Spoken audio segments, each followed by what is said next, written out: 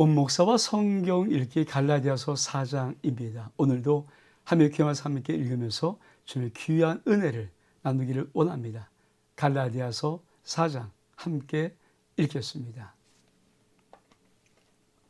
갈라디아서 4장 내가 또 말하니 유업을 이을 자가 모든 것의 주인이나 어렸을 동안에는 종과 다름이 없어서 그 아버지가 정한 때까지 후견인 청지기 아래 있나니 이와 같이 우리도 어렸을 때는 이상의 초등학문 아래, 즉 율법입니다. 사도 바울이 율법 초등학문 아래서 종로를 하였더니 때가 참에 하나님이 그 아들을 보내사 여자에게 나게 하시고 율법 아래 나게 하신 것은 율법 아래 있는 자를 속량하시고 우리로 아들의 명분을 얻게 하려 하심이라. 너희가 아들임으로 하나님이 그 아들의 영을 우리 마음 가운데 보내사 아빠 아버지라 부르게 하소니라. 그러므로 내가 이루는 종이 아니요 아들이니 아들이면 하나님으로 말미암아 유업을 받을 자니라. 여러분 다시 한번 이 갈라디아서 4장도 그렇죠? 이신칭의를 3장과 함께 4장이 설명하는 것입니다. 특별히 이 갈라디아서 4장은 어떤 부분이냐면요. 그렇죠. 상속자의 비유를 통해서 복음의 우월성을 말하고 있습니다.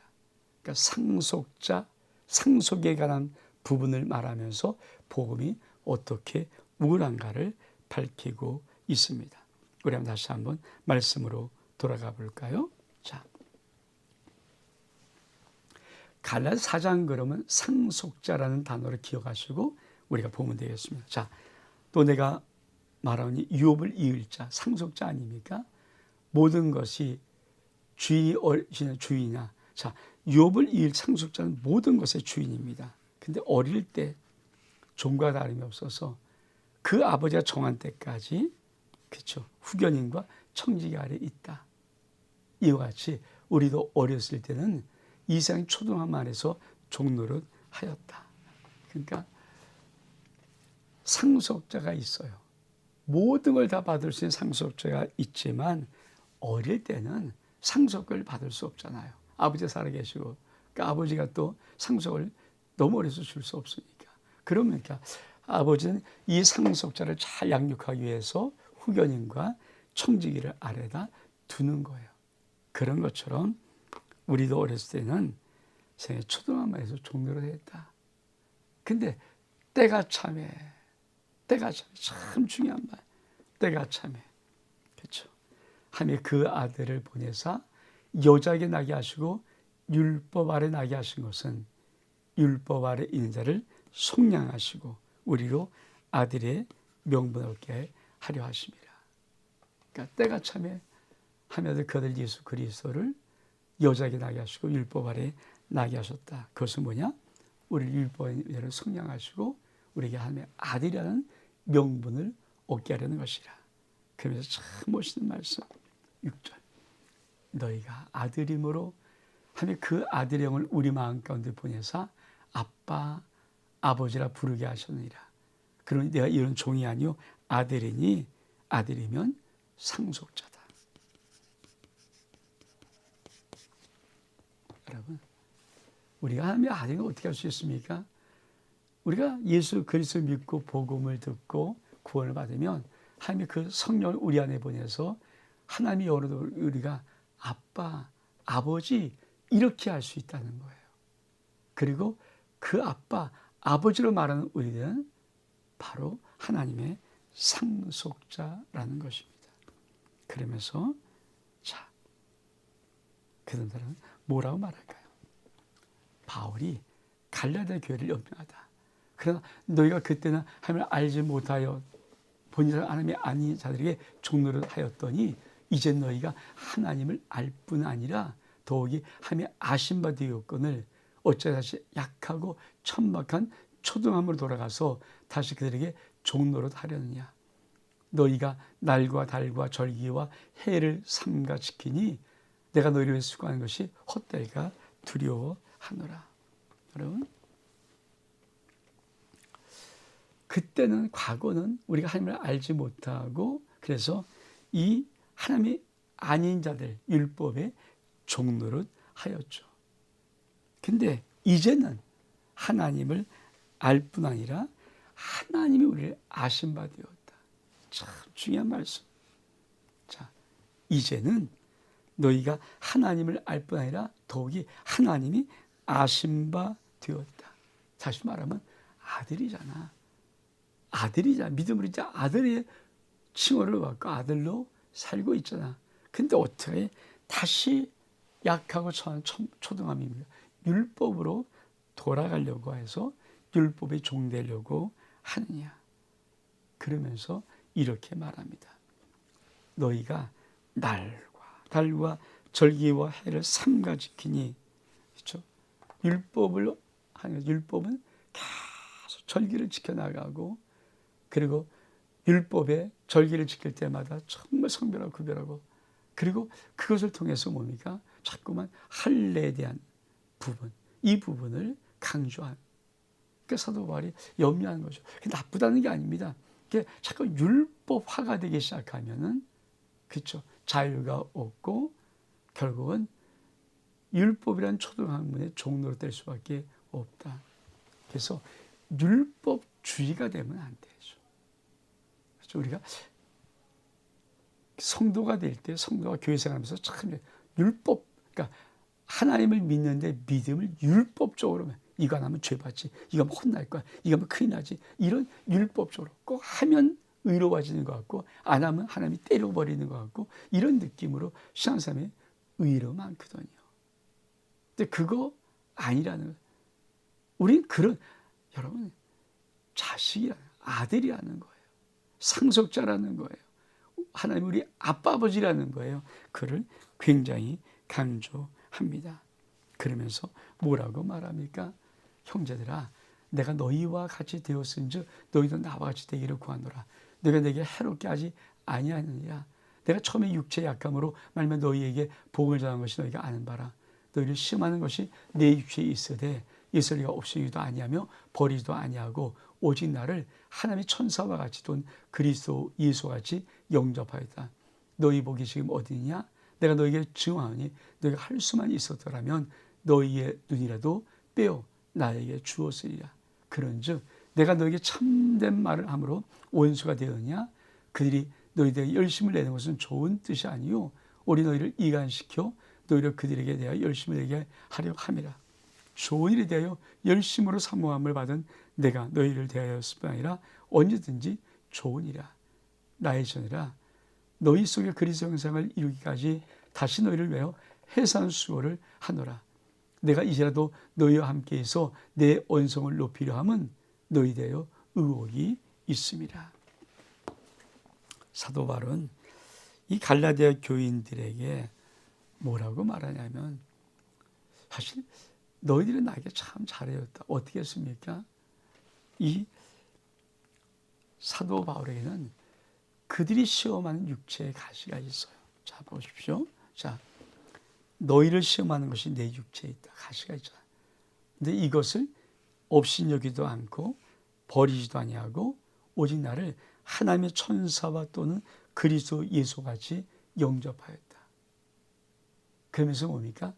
내가 너희 중에 증언하니 너희가 할 수 있으면 너희 눈이라도 띄어서 나에게 주었으리라. 그러면 사도 바울의 갈라디아 교인들을 시험했던 것은 뭡니까? 안질 문제.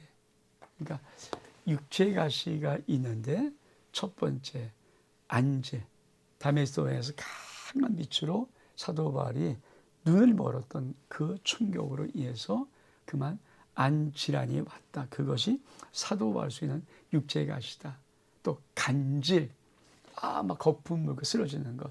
왜? 시험거리인데 너무 시험할 수 있는 것은 간질 아닌가? 세 번째는 유대인의 관계, 이렇게 보는 건데 여기서 뭡니까? 갈라디아 교인들은 사도 바울이 내 육체가 너희에게 시험하는 것이 있는데 너희는 나를 마치 하나님 천사처럼 그리 예수를 영접하고 나를 섬겼다.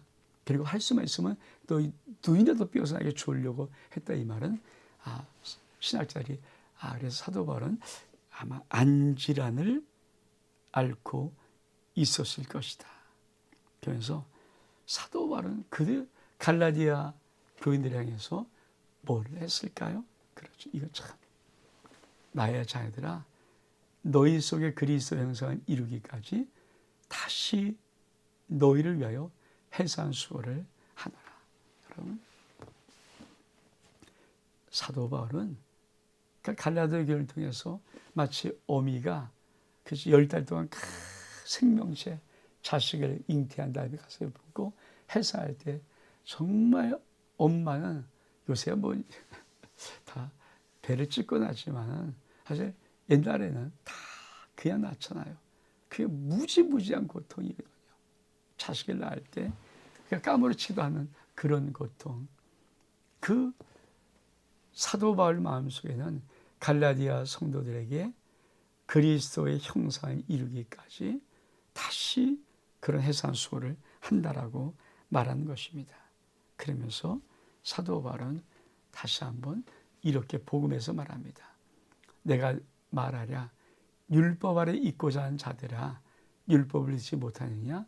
기록된 바 아브라함에게는 두 아들이 있으니 하나는 여종에게서 하나는 자유 있는 여자에게서 낳나니 여종에게서는 육체를 따라 낳고 자유 있는 여자에게서는 약속으로 말미암으리라.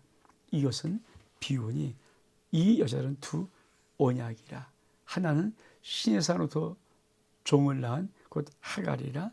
이 하갈은 아라비아에 있는 신의 산으로서 지금 있는 예루살렘과 같은 곳이니 그가 그 자녀들과 더불어 종노릇하고 오직 위에 있는 예루살렘은 자유자니 곧 우리의 어머니라. 기록된 바 잉태하지 못한 자여 즐거워하라. 산고를 모르는 자여 소리지르 외치라. 홀로 사는 자의 자녀가 남편인 자녀보다 많음이라 하였으니 형제라 너희는 이삭과 같은 약속의 자녀다. 그러나 그때 육체를 낳은 자가 성령을 따라 낳은 자를 박해한 것 같이 이제도 그러하다. 그러나 성령이 무엇을 말하느뇨? 여종과 그 아들을 내쫓으라. 여종의 아들이 자유 있는 여자의 아들과 더불어 유업을 얻지 못하려 하였느니라. 그런즉 형제들아 우리 여종의 자녀가 아니요 자유 있는 여자의 자녀이니라. 사도 바울이 이 복음에서 마지막 어떻게 설명할까요? 두 언약을 갖게 해서 두 언약. 두 언약이 뭡니까? 그렇죠. 아브라함에게 두 아들이 하나는 여종 하갈에게서 하갈이라는 여종에서 난 이스마엘. 그렇죠? 하나는 자유자 사라 진짜 부인에서 난 이삭. 그렇죠? 그러니까 하나는 육체를 따라 낳았잖아요. 사라는 약속을 따라 낳고. 근데 하나님이 이 사라와 이 하갈을 두 언약으로 보는 거예요. 즉 하갈은 옛 언약 율법이다. 근데 이삭은 자유하는 여자 이 사라는 새 언약이다. 그러면서 뭐라고 말합니까? 자, 예루살렘은 자유자입니다. 하갈은 율법은 종이에요. 종. 그러면서 뭐라고 말합니까? 너희는 이삭같이 약속의 자녀라. 육체를 따라 난 자가 성령을 따라 난 자를 박해한 거지. 그러니까 이 하갈의 자식인 이스마엘이 이삭을 핍박하죠. 왜? 형이니까. 어떤 형이니까. 그러니까 사라가 너무 근심스러운 거예요. 어떻게 합니까? 하나님이 그 여종과 아들을 내어 쫓으라. 그러면서 뭐랍니까? 그 여종과 아들이 약속의 자녀인 이삭과 같이 유업을 함께 받지 못한다. 그렇죠? 그걸 말하는 그 구약의 관계. 그래서 육체를 따라난 자가 성령을 따라하는 자가 박해한 것 같이 이도 그러다. 성령이 무엇을 말해요? 여종과 그 아들을 내쫓으라. 여종의 아들이 자유에 있는 여자의 아들과 더불어 유업을 얻지 못한다. 그러므로 우린 자유는 여자의 자녀라. 이 말은 뭘까요? 만약에 율법 아래 있으면 하나님의 유업을 잊지 못해. 상속자가 못해. 아들이 못해. 그러니까 우리는 이삭과 같은 사라에서 난 자유하는 자야. 자유하는 자가 난 아들이야. 이 말을 사도가 합니다. 그 말은 뭘까요? 믿음으로 의롭다는 것이 왜 중요한가? 만약에 믿음으로 의롭다는 받지 못하고 율법의 행위를 또 해야 된다면 너희는 약속의 자녀가 아니야. 그건 뭡니까? 하나님의 자녀가 아니기에 하나님의 유업을 받지 못해요. 이거를 말하는 거예요. 그러니까 오직 복음으로 이신층이 믿음으로 의롭다는 진리로만 우리가 분명히 의로워져야, 믿음으로 약속을 의로워져야 우리는 하나님의 아들과 알이 되고 하나님의 유업을 상속받는다는 것입니다. 여러분, 우리의 신앙생활에 때로 율법적인 요구가 있을지라도 그거는 내가 예수 그리스도를 믿는 믿음의 함의 아들이 되어서 아들로서 아버지의 앞에 지키는 도리인 것이지, 내가 율법을 지킴으로 함의 아들 의로워지는 것은 아니라는 것입니다. 그래서 이 사도 바울은 갈라디아 3장 4절의 말씀, 4장을 통해서 이신칭의를 아주 정확하게 설명하고 있습니다. 약속의 자녀만이 하나님의 유업을 이을 자입니다. 저와 여러분은 우리 하나님의 약속의 자녀, 자유자가 난 자녀입니다. 온 목사와 성경 읽기 갈라디아 4장 여기서 마칩니다. 샬롬.